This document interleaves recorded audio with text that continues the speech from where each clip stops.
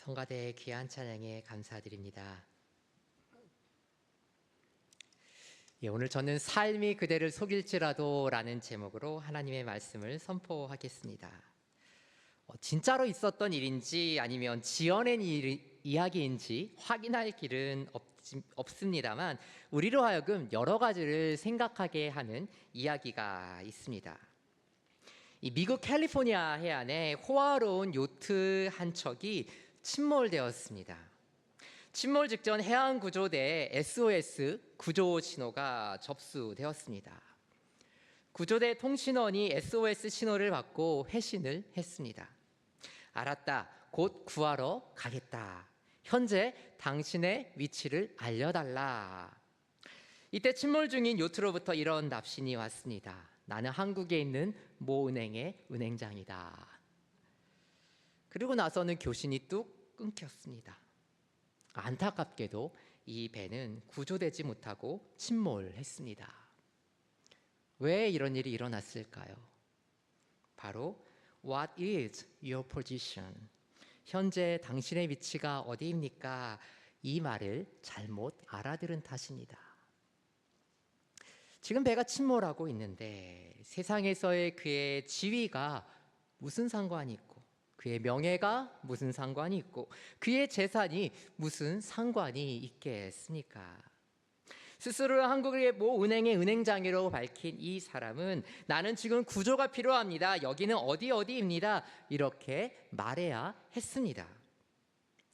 사랑하는 성도 여러분, What is your position? What is your position? 억울한 자, 눌린 자, 가난한 자, 슬픈 자, 외로운 자, 병든 자, 자신의 고통 속에 울고 있는 자. 당신이 지금 열거한 사람들 중에는 나도 포함되어 있어 혹시 이렇게 생각하는 분이 계십니까? 만약 계신다면 이러한 문제들이 즉시로 완전히 해결되기를 원하십니까? 네, 물론 그러실 겁니다. 그러나 오늘 이 설교를 다 들으셔도 여러분의 암담한 현실은 크게 변하지 않을 가능성이 더 높습니다. 이 설교를 다 들으신 후에도 여러분의 상황은 여전히 억울할 것이고 여전히 가난하고 슬프고 외롭고 아프고 그래서 고통 가운데 더 울고 계실 가능성이 실은 더 높습니다. 오늘 이 말씀이 선포되고 나면 고통과 아픔 가운데 있는 모든 분들의 문제가 다 완전히 해결될 수만 있다면 정말 좋겠지만 저에게는 여러분들의 상황을 드라마틱하게 바꿀 수 있는 능력이 없습니다. 그리고 제가 성경을 통해 배우고 만난 하나님, 제가 지금까지 여러 믿음의 선배들과 또 성도님들을 통해 만난 하나님은 많은 경우 우리의 문제를 즉각적으로 해결해 주시는 분이 아니었습니다. 하나님 왜 저에게는 남들에게 다 있는 물질, 건강, 힘, 지식, 명예를 주시지 않습니까? 하나님 왜 저에게는 이토록 불공평하십니까? 하나님 왜 제 인생은 정의롭지 못한 일들로 가득합니까? 혹시 이런 고민, 이런 분노, 이런 아픔을 갖고 계시지는 않습니까? 나는 지금 너무 행복해 하시는 분들이 혹 계신다면 저는 그분들께 이렇게 여쭙고 싶습니다. 앞으로 나는 이런 류의 고민들을 절대 하지 않으리라 확신하실 수 있으십니까? 인생은 항해와 같다 이 말처럼 진부한 말도 없을 것 같습니다. 그러나 인생이 항해처럼 어려운 이유는 내가 타고 있는 배 때문이 아니라 배가 떠 있는 망망한 바다 때문입니다. 노련한 뱃사람에게조차도 익숙한 바다는 있을지 모르지만 완전히 깨뚫고 있는 내가 다 마스터했다라고 말할 수 있는 바다는 있을 수 없습니다. 그렇다면 이 험한 세상을 살아갈 힘, 변화무쌍한 바다와 같은 인생길에서 우리의 살 소망은 어디에서 찾을 수 있을까요? 정말 내가 살아야 하는, 아니 살아내야 하는 삶의 소망과 삶의 이유와 삶의 당위성이란 것이 있기는 한 것일까요?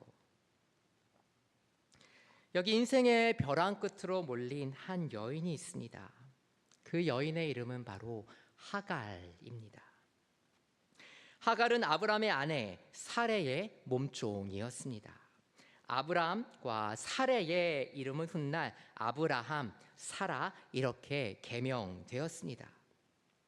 하갈은 원래 이집트 출신이었지만 어떤 이유에서인지 지금은 히브리 민족 사람의 종으로, 노예로 사는 신세가 되었습니다.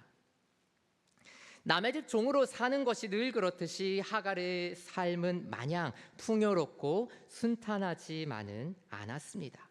하지만 그렇다고 해도 다른 종들과 비슷한 삶을 살고 있었으니 그냥저냥 살만한 그러한 인생이었습니다. 그런데 어느 날 하갈의 인생을 송두리째 바꿀 큰 변화가 찾아왔습니다. 자신의 상전 사례가 이렇게 명령했기 때문입니다. 이제부터 너는 나의 남편 아브람의 첩이 되거라. 내가 너를 통해 아들을 봐야겠다. 그러니 앞으로 몸 조심하고 잘 단장하거라. 어제까지는 그저 평범한 주인 마님의 몸종이었습니다. 그러나 이제부터는 큰 주인님의 아기를 가진 귀하신 몸으로 살게 되었습니다. 불행인지 다행인지 아직은 모르겠지만 이제 하갈의 신분은 더 이상 종이 아니었습니다. 마침내 하갈은 아브람의 아이를 갖게 되었습니다. 그런데 바로 이때부터 문제가 발생했습니다. 사라의 여종 하갈이 임신을 하게 되자 하갈은 자신의 주인 사레를 멸시하기 시작했습니다. 당시의 이 문화적인 관념에서 볼 때 불임은 매우 치욕적인 일이었습니다. 반면에 많은 자녀를 얻는 것은 신의 축복으로 여겨졌습니다. 그러나 아무리 그렇다고 하더라도 하갈은 종이라는 자신의 신분을 망각하지 말아야 했습니다. 그런데 하갈은 그만 선을 넘고 말았습니다. 5절입니다. 사레가 아브람에게 이르되 내가 받는 모욕은 당신이 받아야 옳도다. 내가 나의 여종을 당신의 품에 두었거늘 그가 자기의 임신함을 알고 나를 멸시하니 당신과 나 사이에 여호와께서 판단하시기를 원하노라. 사레는 남편 아브람에게 이렇게 말했습니다. 내가 지금 받고 있는 모욕은 당신이 받아야 옳습니다. 내가 지금 당신 때문에 이러한 고통을 당하고 있는 것 아닙니까? 그러자 아브람이 사레에게 이렇게 말했습니다. 6절 상반절입니다. 아브람이 사레에게 이르되 당신의 여종은 당신의 수중에 있으니 당신의 눈에 좋을 대로 그에게 행하라 하매. 아브람은 아내 사레에게 하갈은 당신의 몸종이니 하갈에 대해서는 당신 마음대로 하시오 이렇게 말했습니다. 아무리 그래도 자신의 자식을 배태한 여인인데 아브람은 참으로 무책임하게 자신에게 곤란한 상황을 회피하고 있었습니다. 6절 하반절입니다. 같이 읽겠습니다. 시작. 사레가 하갈을 학대하였더니 하갈이 사레 앞에서 도망하였더라. 이 여기 나오는 학대라는 단어는 이스라엘 민족이 애굽에서 당했던 고통을 묘사할 때에도 사용된 단어입니다. 결국 하갈은 사레의 그 극심한 박해를 견딜 수 없어서 태중의 아기를 품고 자신의 고향 이집트를 향해 도망을 쳤습니다. 저는 이럴 때마다 성경이 솔직해도 너무 솔직하게 기록되었다는 생각을 지울 수가 없습니다. 솔직히 아브라함, 사라 하면 정말 위대한 믿음의 사람들 아니겠습니까? 그런데 지금 여기 나오는 아브람 그리고 사레는 정말 인간이라 부르기조차 힘든 그러한 행태를 보여주었습니다. 그런 점에서 저는 지금까지의 이 상황에 대해 이렇게 이름을 붙이고 싶습니다. 정당하지 못한 문제. 정당하지 못한 문제. 그러면 하갈은 전혀 잘못한 것이 없었을까? 물론 그렇지는 않았습니다.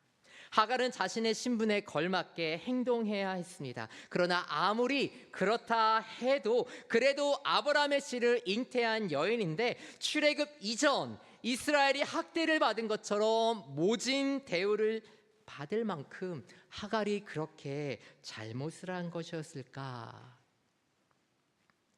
저는 그렇지 않다고 생각합니다. 왜냐하면 하나님께서도 하갈을 책망하시기보다는 도리어 하갈을 불쌍히 여겨주셨기 때문입니다. 물론 하갈이 딱히 잘한 일은 없었습니다. 그러나 하갈이 직면한 이 정당하지 못한 문제에 대해 하나님께서는 수수방관하지 않으셨습니다. 비록 하갈의 신분이 이방인이요 노예에 불과하긴 했지만 하나님께서는 그녀의 인생 가운데 선하게 개입하셨습니다. 그래서 저는 이 새로운 상황에 대해 이렇게 이름을 붙이고 싶습니다. 예상하지 못한 만남. 7절로 8절입니다. 같이 읽겠습니다. 시작. 여호와의 사자가 광야의 샘물 곁 곧 술길 샘 곁에서 그를 만나 이르되 사라의 여종 하갈아 내가 어디서 왔으며 어디로 가느냐. 그가 이르되 나는 내 여주인 사례를 피하여 도망하나이다. 여기 7절에 나오는 여호와의 사자, the angel of the Lord, 이 말이 중요합니다. 왜냐하면 성경에서 이 여호와의 사자, 메신저, the angel of the Lord, 이 말이 여기에 가장 먼저 등장하기 때문입니다. 그런데 지금 여호와의 사자가 인류 역사상 가장 먼저 누구에게 나타나셨습니까? 주인의 박해를 피해 도망하고 있던 이방인이요, 노예요, 도망자요, 그리고 여자였던 하갈에게 나타나셨습니다. 하갈 그녀는 이방인이었습니다. 여성이었습니다. 노예였습니다. 도망자였습니다. 억울한 사람이었습니다. 눌린 사람이었습니다. 가난한 사람이었습니다. 외로운 사람이었습니다. 그리고 아기를 잉태한 몸으로 광야길을 홀로 헤매던 심신이 병약한 사람이었습니다. 소망, 기쁨, 사랑, 기대, 이런 수식어들이 전혀 어울리지 않는 그런 사람이 바로 하갈이었습니다. 그런데 바로 그런 사람에게 여호와의 사자가 역사상 가장 먼저 나타나셨습니다. 이처럼 하나님께서는 가난하고 소외된 자에 대한 특별한 사랑을 보이셨습니다. 어떤 분들은 이 말씀을 이렇게 오해하실 수도 있지 않을까 생각합니다. 그러면 부자인 사람은 하나님의 특별한 사랑에서 제외되는가? 하나님은 부자를 멸시하시는가? 세상적으로 지위가 높은 사람은 하나님께서 별로 관심을 가지시지 않는다는 말인가? 아니요. 결코 그렇지 않습니다. 하나님께서는 물질적으로 부자인 사람에게도 세상적으로 높은 지위에 있는 사람에게도 특별한 사랑을 보이셨습니다. 아브라함은 당시 사병까지 거느린 엄청난 부자였습니다. 다윗은 한 나라의 왕이었습니다. 예수님께서 친히 만나주신 삭개오는 당대의 거물급 인사였습니다. 따라서 재물의 많고 적음이 세상적 지위가 높고 낮음이 하나님의 은총을 더 많이 받게 하는 조건이 될 수는 없습니다. 그런데 왜 그럼에도 불구하고 하나님께서는 가난하고 소외된 자들에게 특별한 사랑을 보이셨습니다. 이렇게 말할 수 있을까요? 제가 말씀드린 가난, 소외됨은 물질적인 차원에만 국한되는 것이 아니기 때문입니다. 아무리 돈이 많아도 그 심령은 가난할 수 있습니다. 아무리 지위가 높고 인기가 많다 해도 자신의 힘과 영향력으로 해결할 수 없는 인생의 많은 문제들이 있기 때문입니다. 그래서 성경은 우리에게 이렇게 증거합니다. 시편 51편 17절입니다. 하나님의 구하시는 제사는 상한 심령이라. 하나님이여 상하고 통회하는 마음을 주께서 멸시치 아니하시리이다. 하갈은 언약 백성이 아니었습니다. 하갈은 여호와 하나님을 알지 못했습니다. 따라서 하갈은 여호와의 사자를 만날 수 있는 아무런 조건도 갖추지 못한 무자격자였습니다. 그러나 하나님께서는 바로 그런 하갈에게 당신의 사자, 메신저를 인류 역사상 가장 먼저 보내주셨습니다. 왜냐하면 하나님께서는 상한 심령, 상하고 통회하는 마음을 원하셨기 때문입니다. 하나님을 향한 심령의 가난함, 간절한 울부짖음이 하나님의 더 큰 은총을 받을 수 있는 조건이기 때문입니다. 다시 7절로 8절입니다.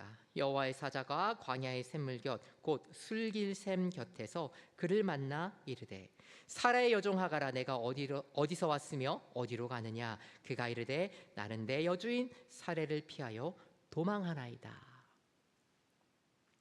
하갈은 광야의 샘물 즉 우물가에 잠시 쉬고 있었습니다. 그런데 갑자기 어떤 한 남자가 하갈에게 다가왔습니다. 아직 하갈은 이 사람이 누구인지 알지 못했습니다. 하갈의 입장에서 보자면 이 사람은 그저 물이 필요해서 온 어떤 낯선 사람에 불과했습니다. 그런데 갑자기 이 남자가 하갈에게 말을 걸었습니다. 사라의 여종 하갈아, 내가 어디서 왔으며 어디로 가느냐.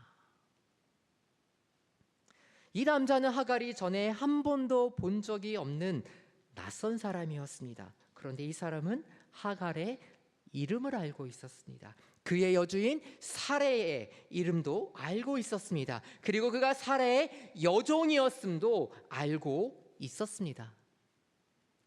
광야 한복판에서 마주친 어떤 낯선 사람이 자신의 모든 신상을 다 알고 있으니 보통 같으면 상당히 당황할 만도 한 그러한 상황이었습니다. 그러나 하갈은 너무나 당당하게 이렇게 말했습니다.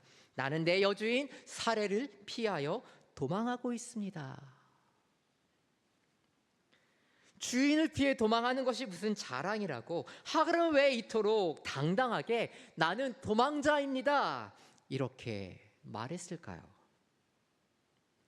하갈은 비록 자신이 도망친 노예이긴 하지만 굳이 도망이라는 단어를 사용함으로써 자신이 지금 매우 정당한 이유로 도피하고 있다는 점을 강조하고자 했습니다. 지금 이 장면의 제목은 예상하지 못한 만남입니다. 정당하지 못한 문제 후에 하갈에게는 예상하지 못한 만남이 펼쳐지고 있었습니다. 학자들은 The Angel of the Lord, 이 여호와의 사자가 과연 누구였을까에 대해서 오랫동안 연구해 왔습니다. 그리고 그들이 내린 전통적인 답은 이것이었습니다. 하나님께서 친히 인간의 형상을 입고 나타나신 것이다. 성육신 이전에 예수 그리스도께서 나타나신 것이다. 그럼 이 예상하지 못한 만남의 주인공은 누구였을까요? 바로 예수 그리스도였습니다. 하갈은 이 여호와의 사자가 예수 그리스도이심을 알지 못했습니다. 그러나 그녀는 분명 예수 그리스도를 통해 하나님을 만나고 있었습니다. 하갈의 첫 번째 상황은 정당하지 못한 문제였습니다. 하갈의 두 번째 상황은 예상하지 못한 만남이었습니다. 이제 하갈의 마지막 세 번째 상황입니다. 바로 기대하지 못한 축복입니다. 9절입니다. 여호와의 사자가 그에게 이르되 내 여주인에게로 돌아가서 그 수하에 복종하라. 내 여주인에게로 돌아가서 그 수하에 복종하라. 이와 같은 여호와의 사자의 명령은 무정하고 무자비한 것처럼 보일 수밖에 없습니다. 그러나 여기서 돌아가다로 번역된 히브리어 단어는 회복하다, 새롭게 하다 이러한 뜻으로도 사용되었습니다. 따라서 내 여주인에게로 돌아가라 이 말 속에는 그래도 내 주인과의 관계를 회복하기 위해 최선을 다해보라 이러한 의미도 담겨 있었습니다. 이게 얼마나 어려운 일인지 또 얼마나 실현 가능성이 낮은 일인지 하나님께서 정말 모르셔서 이렇게 말씀하셨을까요? 아니요. 하나님께서는 너무나 잘 알고 계셨습니다. 나중에 하갈이 아브라함과 사라로부터 내쫓김을 당할 것도 하나님께서는 이미 알고 계셨습니다. 그러나 그럼에도 불구하고 하나님께서는 하갈에게 내 여주인에게로 돌아가서 그 수하에 복종하라 이렇게 말씀하셨습니다. 그러면 왜 하나님께서는 하갈에게 이 어렵고 힘들고 무자비해 보이는 명령을 내리셨을까요?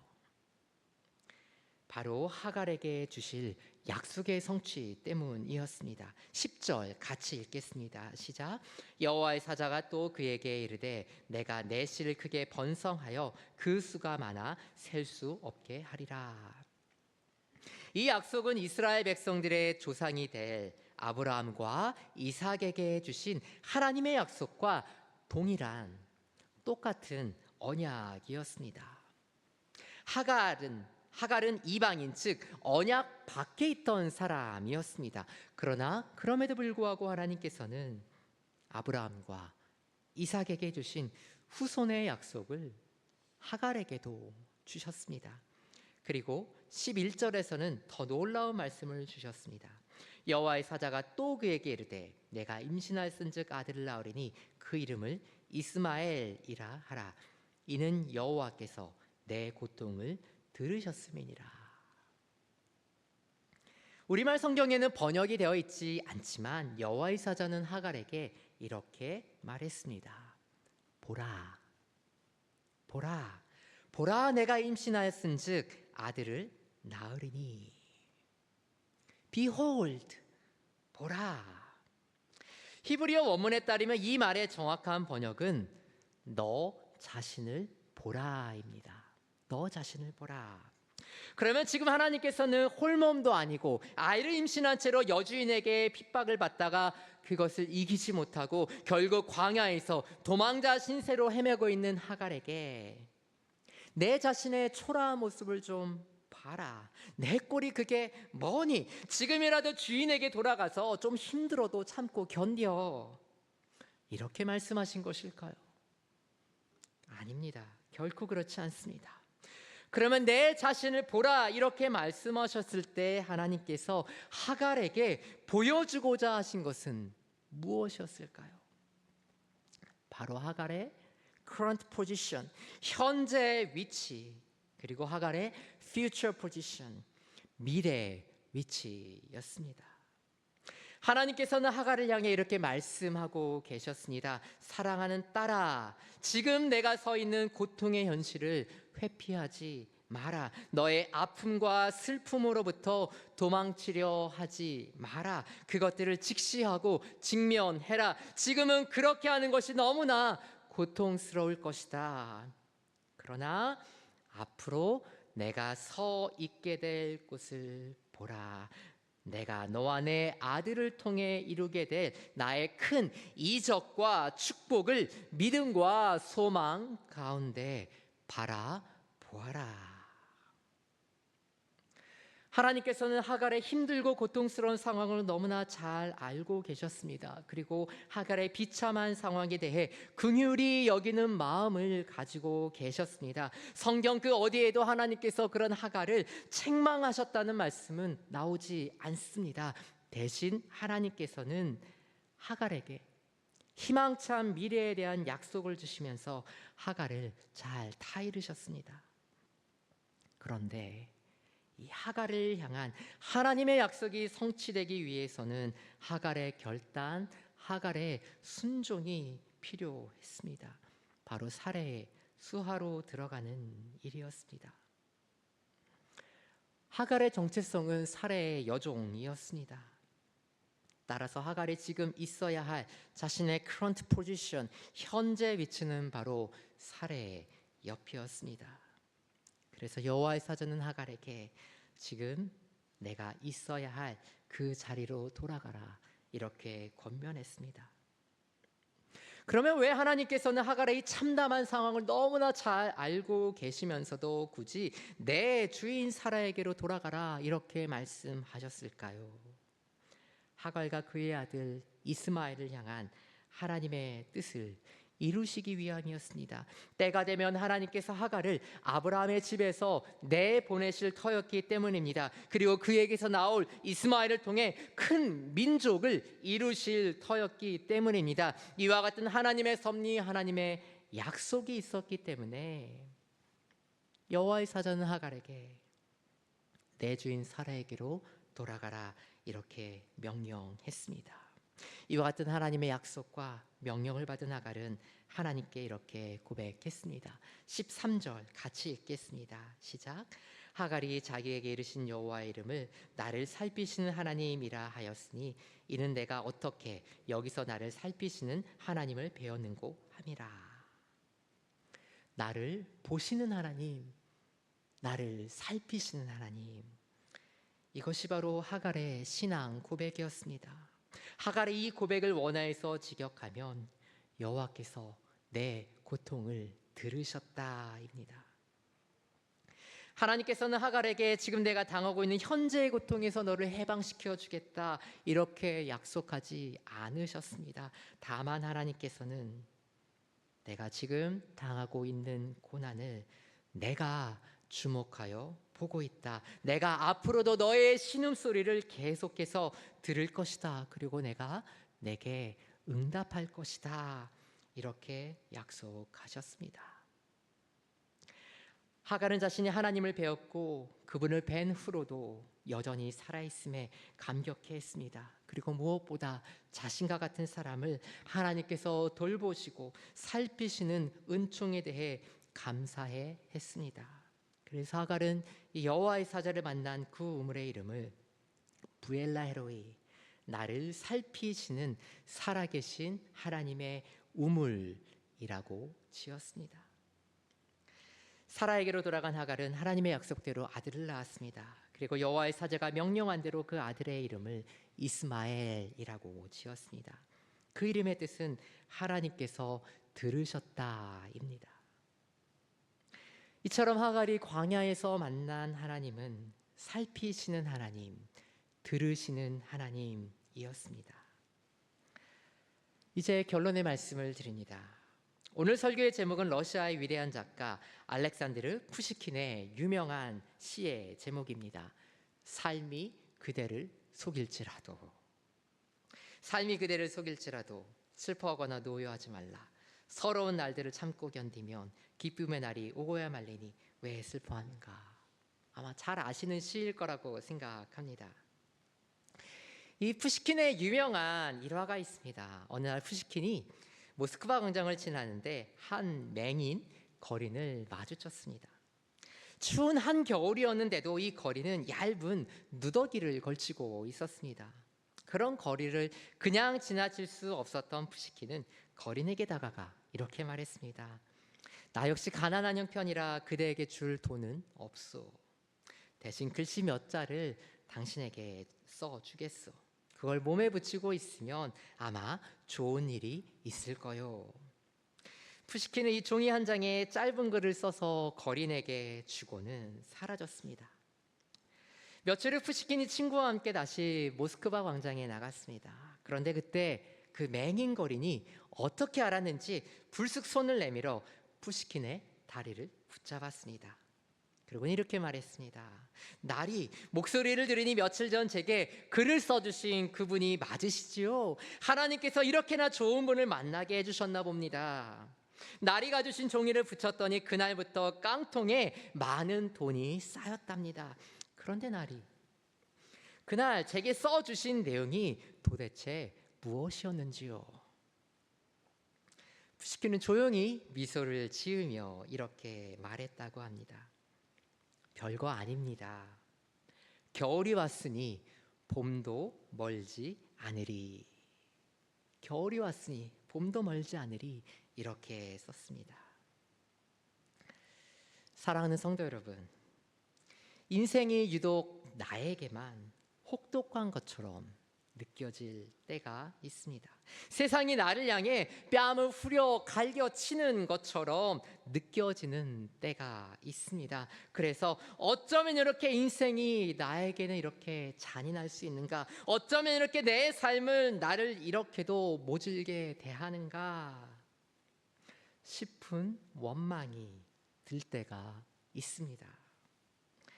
그러나 우리의 인생에 생사화복을 주관하시는 하나님께서 우리의 인생에 추운 겨울을 주셨다면, 선하시고 인자하시고 긍휼이 풍성하신 하나님께서 여전히 우리의 인생을 돌보시고 계신다면, 비록 지금은 내 인생이 눈보라가 몰아치는 추운 겨울과 같을지라도 이내 봄은 오고야 말 것입니다. 사랑하는 성도 여러분, 여호와의 사자는 하갈에게 이렇게 물었습니다. What is your position? 너는 지금 어디로 와서 어디로 가느냐? 오늘 이 시간에 우리 하나님께서는 여러분들에게도 이렇게 묻고 계십니다. 아무개의 아들, 아무개의 딸, 누구누구야? What is your position? 너는 지금 어디로 와서 어디로 가느냐? 하나님께서 여러분의 현재 위치를 모르셔서 이렇게 묻고 계실까요? 결코 그렇지 않습니다. 하나님께서는 늘 우리를 향해 이렇게 말씀하십니다. What is your position? 너 지금 어디 있니? See me. 나를 좀 보라니까. Seek me. 나를 좀 찾으라니까. Listen to me. 내 말 좀 들어보라니까. I have a plan for you. 내게 너를 향한 놀라운 계획이 있어. 비록 여러분께서는 예상하지 못하셨을지라도 여기 하나님께서 준비하신 만남이 있습니다. 비록 여러분께서 생각하지 못하셨을지라도 여기 하나님께서 예비하신 축복이 있습니다. 하갈에게 찾아오신 바로 그분 예수 그리스도께서 오늘 저와 여러분의 이름을 부르고 계십니다. 내 아들아, 내 딸아, What is your position? What is your position? 이 하나님의 초청에 대해 여러분께서는 어떻게 응답하시겠습니까? 다윗의 자손 주 예수여, 내가 여기 있나이다. 나를 불쌍히 여기소서. 이것이 우리의 고백, 우리의 기도, 우리의 외침이 될 수 있기를 자비하신 예수 그리스도의 이름으로 간절히 축원합니다. 기도하겠습니다. 참 좋으신 하나님 고맙습니다. 오늘도 우리에게 귀한 말씀 허락하여 주심에 감사드립니다. What is your position? 너는 지금 어디로 와서 어디로 가느냐? 이렇게 우리의 이름을 부르시며 우리의 형편을 잘 아시는 주님께서 우리를 그냥 보고만 계시는 것이 아니라 우리를 돌보고 계셨고 우리의 신음소리에도 응답하고 계셨음을 말씀하여 주심에 감사드립니다. 인생의 어둠 속을 헤매는 것 같은 힘들고 어려운 상황 속에서 아무것도 보이지 않고 아무것도 들리지 않는 이 가운데 하나님, 우리에게 필요한 것은 하나님의 그 얼굴 빛입니다. 복음의 빛입니다. 그리고 하나님의 음성입니다. 우리를 향하여 다가와 주시며 우리의 손을 잡아 주시며 나를 보아라, 나를 찾아라, 나의 음성을 들어라 말씀하시는 주님, 너를 향한 놀라운 계획을 내가 가지고 있다. 우리에게 약속을 주시는 주님, 그 주님을 바라볼 수 있게 하여 주시옵소서. 다윗의 자손 주 예수여, 나를 불쌍히 여기소서. 이것이 우리의 고백, 우리의 간구가 되게 하여 주시옵소서. 감사드리며 예수님의 이름으로 기도드립니다. 아멘. 함께 일어나셔서 봉헌 찬송 올려드리겠습니다. 304장 부르면서 하나님께 봉헌하겠습니다.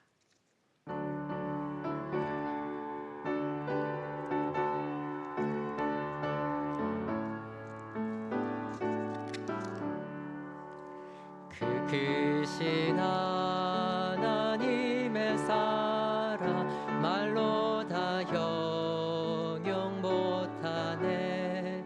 저 높고 높은 별을 넘어 이 낮고 낮은 땅 위에 죄범한 영혼 구하려 그 아들 보내사 화목제로 삼으시고 죄 용서하셨네.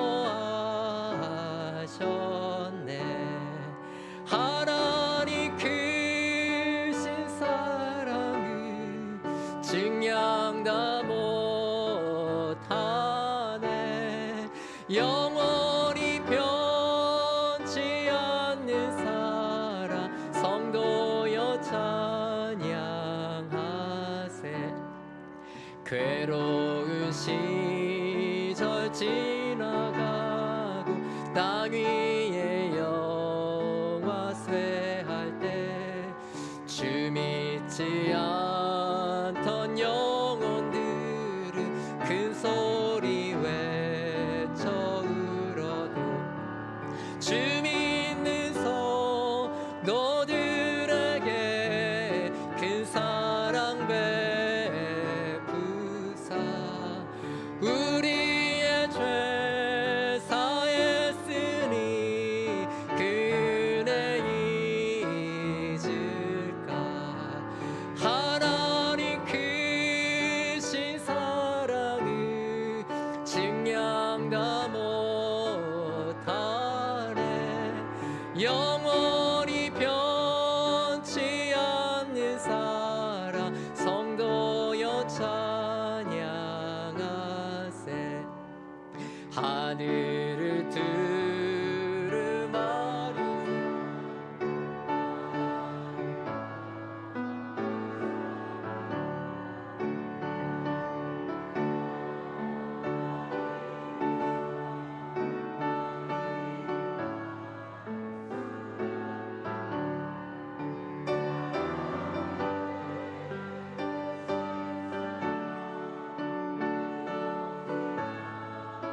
쓸까. 저 하늘 높이 쌓아도 채우지 못하리. 하나님 크신 사랑을 증량 다 못하네. 영원히 변치 않는 사랑 성도여 찬양하세.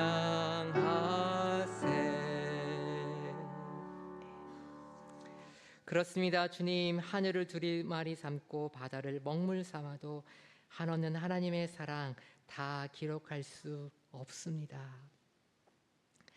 아들조차도 아끼지 아니하시고 우리에게 내어주신 그 큰 사랑을 인하여 주님, 비록 힘들고 어렵고 풍파가 몰아치는 거친 바다를 지나갈 때에도 하나님, 우리는 주 안에서 안전합니다. 하나님, 우리는 여지 주 안에서 평안합니다.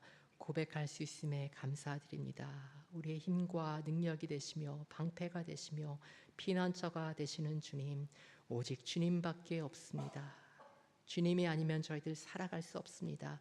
이 고백을 주님 앞에 올려드립니다. 그리고 우리 입술의 고백뿐만 아니라 주님께서 허락하신 그 모든 것들 또한 주님께로부터 온 것임을 믿음으로 고백하며 주님께 준비한 예물을 가지고 나왔습니다. 하나님, 이 예물을 기쁘게 받아주시고 하나님의 나라와 하나님의 영광을 위하여 이 예물 기쁘게 써주시기를 간구합니다. 하나님, 여러 가지 어려움으로 인하여 마음으로는 원하나 주님께 예물을 가지고 나오지 못한 주의 백성들이 있습니까? 하나님, 육신적인 또 마음적인 여러 가지 상황과 고통 가운데 주님 앞에 부르짖고 있는 주의 백성들이 있습니까? 다윗의 자손이여 우리를 불쌍히 여기소서. 고백하며 간구하는 금성에 귀 기울여 주시고 찾아가 주시고 만져 주시며 치유하여 주시고 하나님의 평안이 임하게 하여 주시옵소서. 지금 이 시간에도 이 귀한 복음의 말씀을 들고 하나님께서 우리를 사랑하셔서 아들을 내어주셨음을, 보내주셨음을 전하는 선교사님들, 또 귀한 복음의 사역을 감당하는 우리의 성도들 기억하여 주시고 그들의 사역마다 하나님께서 임재하시고 축복하시고 보호하시고 역사하여 주시기를 간구합니다. 감사드리며 예수님의 이름으로 기도드립니다.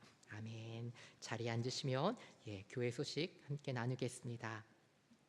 데일라이트 세이빙 해제가 다음 주일 11월 3일부터 시작이 됩니다. 쉽게 이제 1시간 더 주무시면 되고요. 우리 가진 전화기가 이제 워낙 잘 돼 있어서 알람만 잘 해놓고 주무시면 오시는데 걱정이 없겠습니다. 이게 시간이 땡겨질 때는 어떤 미국 교회 목사님은 이날이 가장 1년 중에 테러블한 날이라고 얘기하시던데 늦게 오시는 거니까 상관없으리라 생각됩니다. 초등부 할렐루야 데이가 오늘 친교 후에 12시 반부터 1시 반 사이에 진행됩니다. 일부 예배 오시는 분들은 힘드시지만 그래도 한번 둘러보시고 우리 선생님이나 사역자들 만나시면 수고한다고 또 격려해 주시면 감사하겠습니다. 다음 주 토요일 11월 2일 오전 7시에 W 회의실에서 동산 리더 모임이 있습니다. 그리고 월동 대비 대청소 선교회별로 진행하고 있습니다. 협조해 주시고 섬겨주셔서 고맙습니다. 그리고 추수감사절 이웃돕기 도네이션 안내입니다. 이번 추수감사절에 데스판자에서 어려운 이웃에게 터키를 제공하는 일에 이번에는 터키가 아니고요. 퍽로인을 100가정에 제공하기를 원한다고 합니다. 구체적인 기부 방법은 다음 주에 알려드리겠습니다. 많은 참여 부탁드립니다. 그리고 다음 주일 11월 3일 주일 오후에 교회에서 은혜선교회 가을 교제 모임이 있습니다. 이영만 장로님 11월 5일까지 쿠바 단기 선교 참여하고 계십니다. 기도해 주시면 감사하겠습니다. 그리고 우리 장재진 장로님, 전성훈 권사님 손녀 큰아들 가정에 또 귀한 딸이 태어났습니다. 축하해 주시고 또 믿음의 가정 안에서 믿음의 사람으로 잘 양육받고 자랄 수 있도록 또 기도해 주시면 감사하겠습니다. 담임 목사님께서는 오늘까지 휴가이십니다. 잘 마치시고 돌아올 수 있도록 기도해 주시면 감사하겠습니다. 오늘 친교는 이근철 장로님, 안정진 권사님 가정에서 제공해 주셨습니다. 그리고 기밖에 기도 요청 늘 기도하시는 제목들 가지고 함께 기도해 주시면 감사하겠습니다. 자리에서 일어나셔서 주님 가르쳐 주신 주기도문으로 함께 찬양하신 후에 축도로 예배를 마치겠습니다.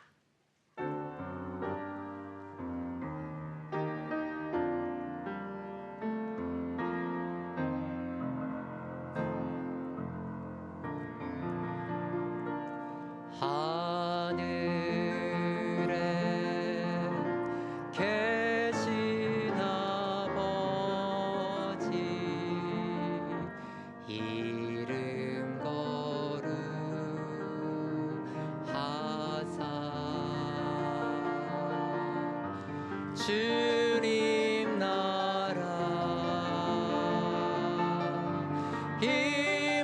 임하시고 뜻이 이루어지이다.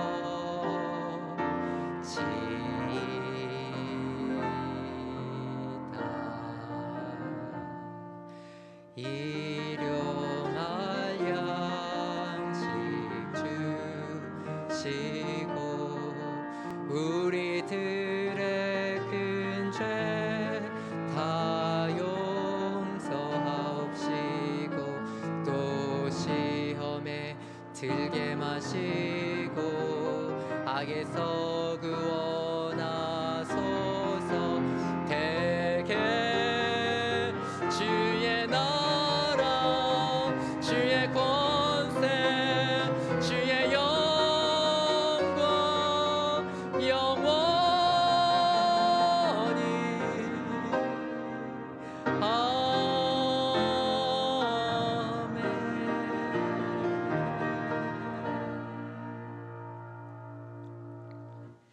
지금은 우리 주 예수 그리스도의 크신 은혜와 하나님 아버지의 극진하신 사랑과 성령님의 교통하심이 다윗의 자손 주 예수여 나를 불쌍히 여기소서. 어둠 가운데, 고통 가운데, 험난한 풍파 가운데, 하나님께 부르짖는 모든 영혼들 가운데 주의 복음의 말씀을 들고 또 사역지로 나가, 선교지로 나가 사역하고 있는 주의 모든 백성들 가운데 또 하나님께서 새로운 생명을 허락하시고 또 하나님의 사람을 일으키시기 위하여 하나님께서 축복하신 그 가정 위에 또 이제는 하나님께서 맡겨주신 그 인생을 다하고 주님 앞에 기쁨으로 서기를 바라면서 또 하나님의 평안과 위로하심을 바라는 하나님의 백성들 또한 그 가족들 위해 지금으로부터 영원토록 함께하여 주시기를 간절히 축원하옵나이다. 아멘.